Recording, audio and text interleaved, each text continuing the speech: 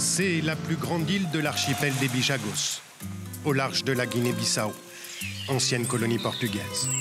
Orango, certainement un des endroits les plus isolés d'Afrique. Les habitants mettent 1 journée et demie de pirogue pour rejoindre le continent.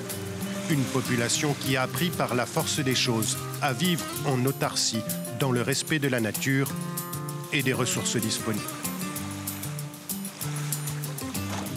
Aujourd'hui, il y a trop de vent.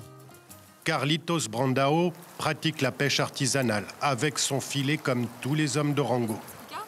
Depuis que l'île est devenue parc national en 1998, toutes les autres formes de pêche sont interdites. On ne laisse pas les gens venir pour pêcher en grande quantité, parce que sinon, nous n'aurons pas de moyens de nourrir nos enfants dans le futur.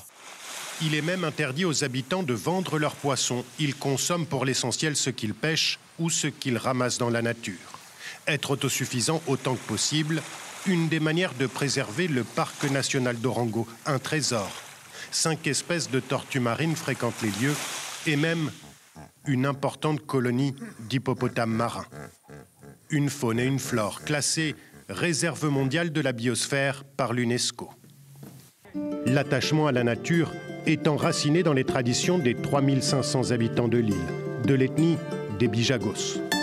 Tout le monde pratique une religion animiste, longtemps coupée du monde et encore très suivie.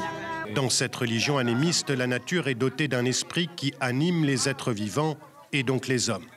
Abîmer la forêt, par exemple, c'est se faire mal à soi-même.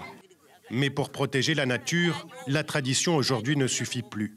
L'île est régulièrement approvisionnée de l'extérieur par ces pirogues. Des marchandises consommées par la population locale et par les 1000 touristes qui viennent à Orango chaque année.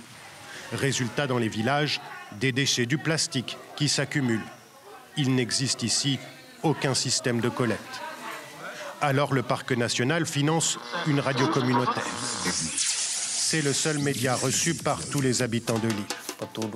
Bonjour à vous qui écoutez la radio communautaire.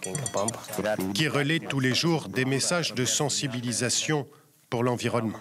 S'appuyer sur les traditions pour affronter les défis de la modernité, c'est l'outil choisi par les habitants d'Orango pour préserver leur cadre de vie.